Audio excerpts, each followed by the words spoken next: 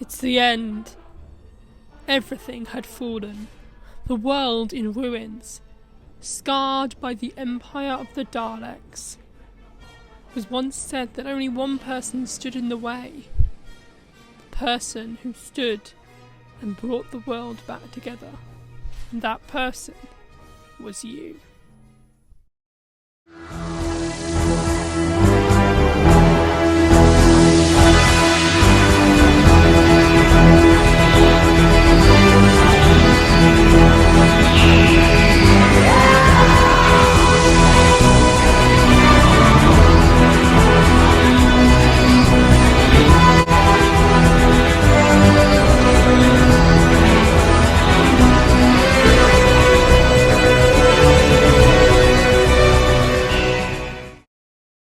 Across the planet, desperation and despair had spread.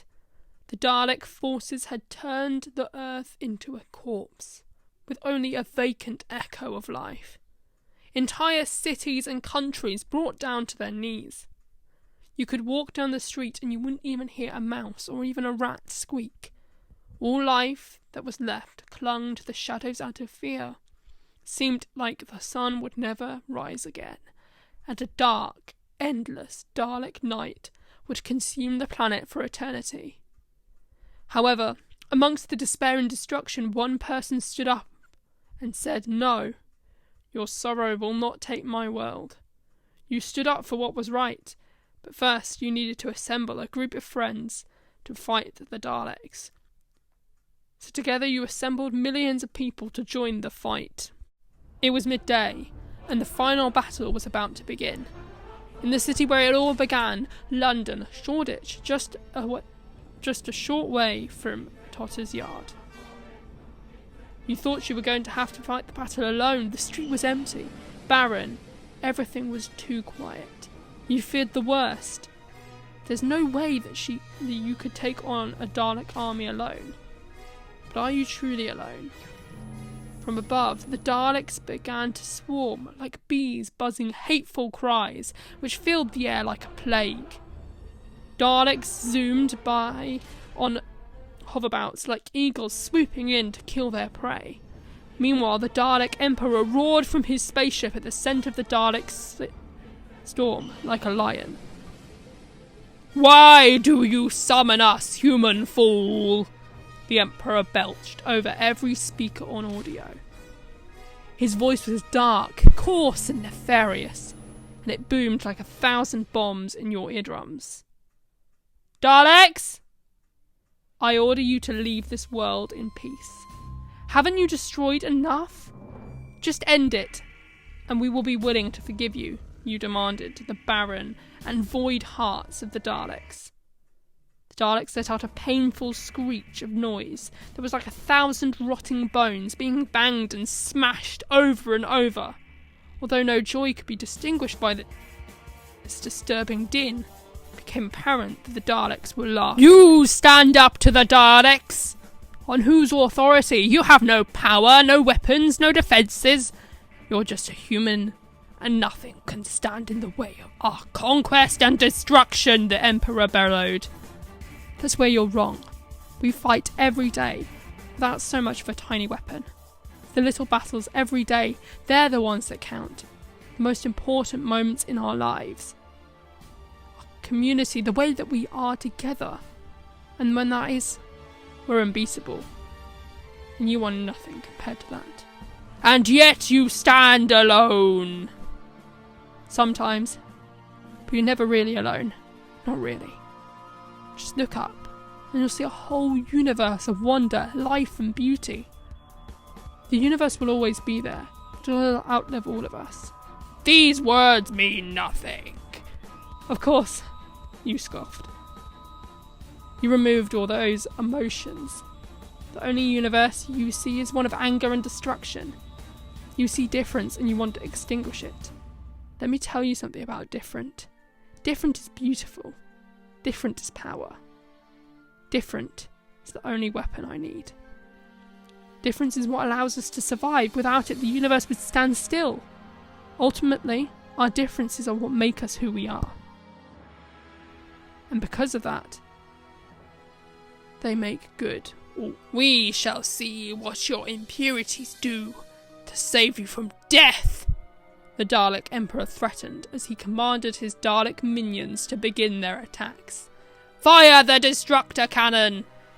You heard these words, but as you did, you silenced the world in your head. It all stood still, silent. The Daleks merely paused like a movie clip. Above you, the stars glimmered with hope. They connected as if they were sending a message that would creep into every corner of the universe. Come, together we can beat this dastardly Dalek army, but only by working together. The world awoke, and the Daleks moved again. Their crooked cries echoed still, but their even greater noise boomed over the top. The sound of the human race, every cry, every laugh, every face, every moment of joy and sorrow all in one song, which filled the air like a wistful summer breeze. From out of nowhere, people came out of their hiding places and stood together, all people united. Then, from space, came thousands and thousands of spaceships of all shapes and sizes, which engulfed the Dalek ships. Aliens had come across the universe to help. Zygons, Weeping Angels, Autons, the Atraxi, the royal clan of the Escargate, and so many once enemies united to fight the Dalek invasion. Even Kevin and Jenny flew by to help. What is happening? The Emperor demanded to know. Breaking news, he said. We're kicking you off our planet. The Daleks immediately increased their firepower, shooting bolt of energy after bolt of energy. The Daleks began to slaughter us like animals. What was left of the crippled Earth would soon be destroyed if something didn't happen soon. The alliance of spaceships began their attack to take down the Dalek sources. People from across Earth had come to help. Torchwood Unit, the Old Bannerman Road Gang with K9. Was it? On board the Dalek Emperor's saucer, the Emperor had begun to become weary of the Escargate ship, which had taken down one of the Daleks' main saucers. The Emperor was huge, encased in a Dalek casing made of pure gold. He had a great red bulging lights and a speaker system built into his rounded-off globe-like head. He turned to his consort, the Master. What do you suppose we do? The Emperor asked the Master. The Master was dressed in a black outfit with red highlights at the collar. He had sharp grey hair and a moustache which seemed capable of twirling itself. The Master was admiring the grandeur of the Emperor's saucer. It was highly decorated.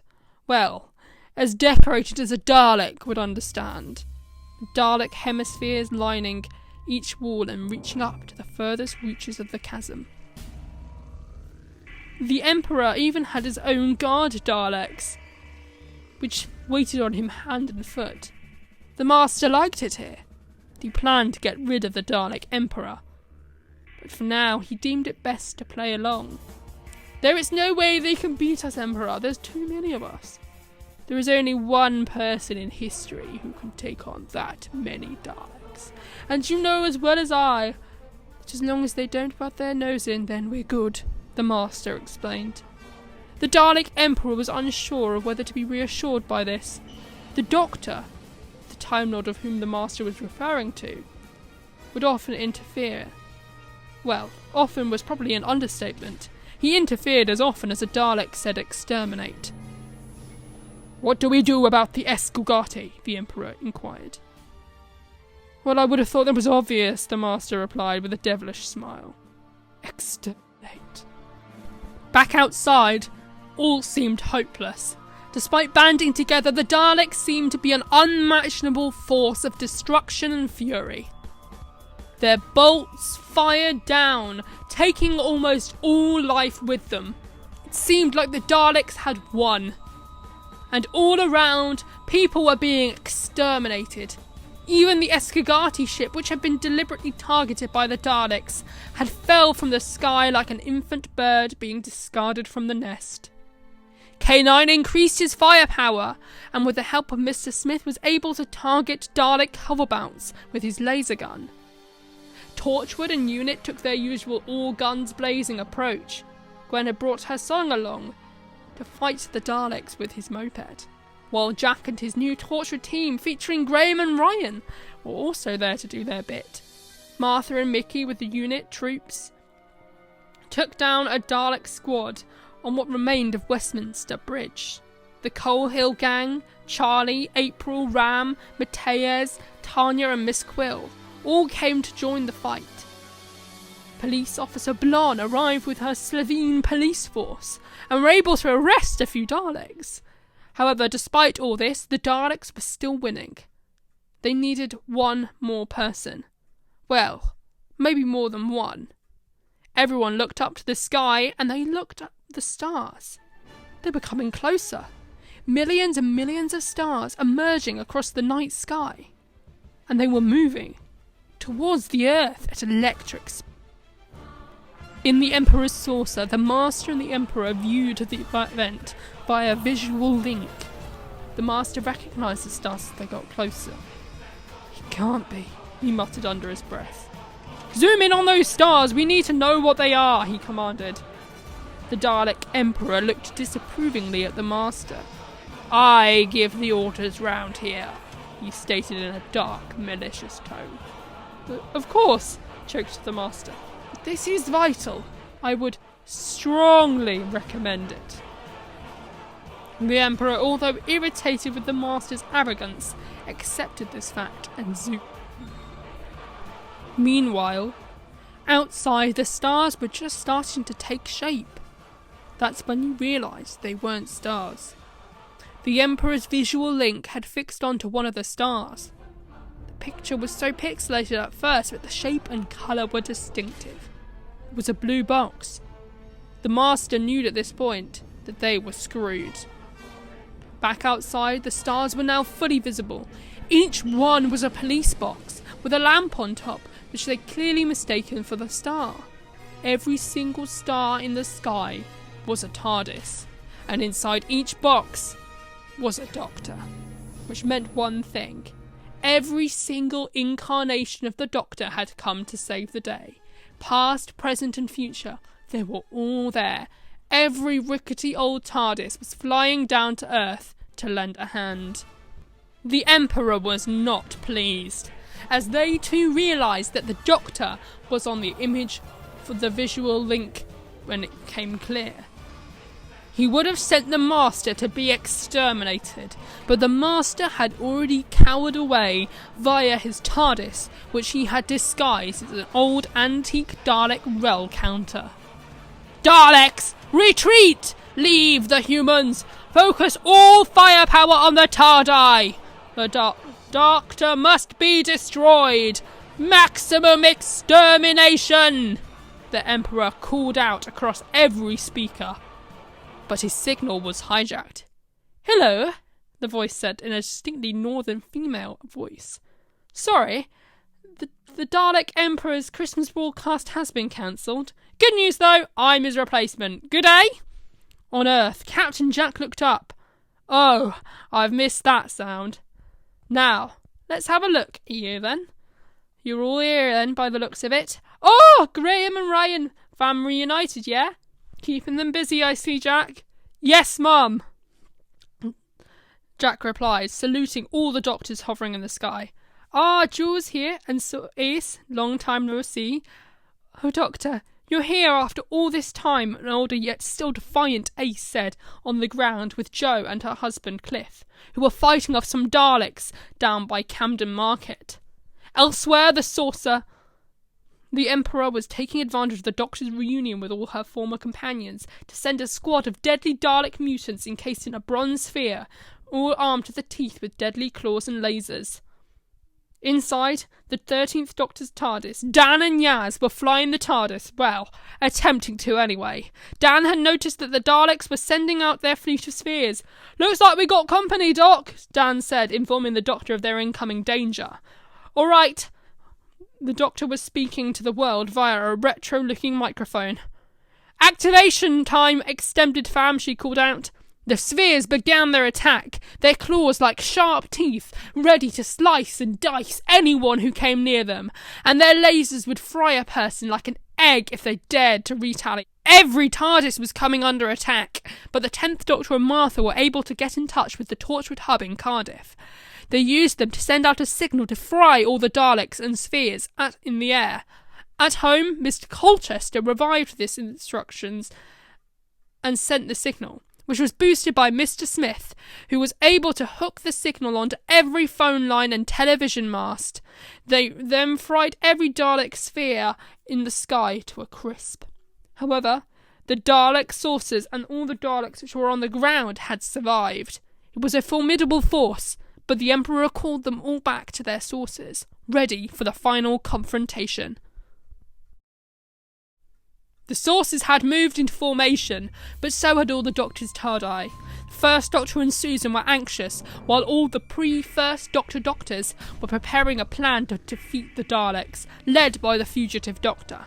The 6th Doctor and Perry were fighting over whether the Daleks should be multicoloured, while Tegan was complaining to the 5th Doctor that this still wasn't Heathrow. Romana and K9 were piloting the TARDIS while the 4th Doctor went to find his jelly babies. The 2nd Doctor was helped by Jamie, who had made him a sandwich with the crust off, just the way he liked it. The 8th Doctor and Charlie were snacking on some plum pudding to build up their strength before battling the Daleks. The 7th Doctor and Mel were drinking carrot juice. The 3rd Doctor and Sarah Jane were practicing their Venusian Aikido. The 9th Doctor and Rose were being absolutely fantastic at steering the TARDIS. And Amy had got the 11th Doctor his special lucky fez, while 12 and Missy were watching from their TARDIS too. You know, my podcast was far more entertaining than this, Missy claimed, while Bill and Nardole sighed from afar. Finally, all the future Doctors were debating on whether they should tell their former selves how to end the battle so they could go home a bit quicker. Looks like we're all here. Every one of us, 13 smiled to herself. Even the War Doctor. They may not think I'm the Doctor, but whoever the Doctor may be, I will always be there for them. And maybe I will discover what it means to be the Doctor again, he said, in his TARDIS, flying to help 13 and the other Doctors. Every Doctor was muttering to themselves over the intercom. This plan was obvious as they'd thought it up right at the very beginning. They all knew they just had to do it. You watched on from the sidelines having absolutely no idea what was going on, but loving every second of it. The Dalek Emperor got in touch over the intercom. "What is the meaning of this gathering?" he demanded to know. "Oh, I just thought I owed a favour to an old friend," said 13 over her microphone to you. "What is happening?" "You have no defences, no weapons, no plan." "See, that's where you're wrong," said the Doctor, who began to detect a sense of uneasiness eradicating from the Dalek Emperor. "I have what I've always had, my fam. And they are quite simply the best family you could ever wish for. They're kind, they never give up, and without a doubt, they have hope. And hope is any weapon or defence or plan we need. Hope prevails no matter what." Suddenly, every TARDIS moved into action. They were hurtling towards the 3 remaining Dalek sources, the energy of the vortex swirling around them. So many of the same TARDIS caused such a massive time fracture. The vortex began to splinter, causing a giant explosion, which took the entire Dalek fleet and planet into the time vortex. Inside, the sky completely changed from the dark of night to grey clouds, then a colourful, changing light display. Then a blue tunnel, to a star field, a purple time bubble consumed by a planet, next a blue and red vortex. Then clouds of blue and wavy vortex which faded into orange, before finally settling onto a beautiful purple sparkling vortex. Then the vortex changed into colours that we'd never seen before. Then finally a giant explosion which knocked the whole world out, before returning to its natural orbit.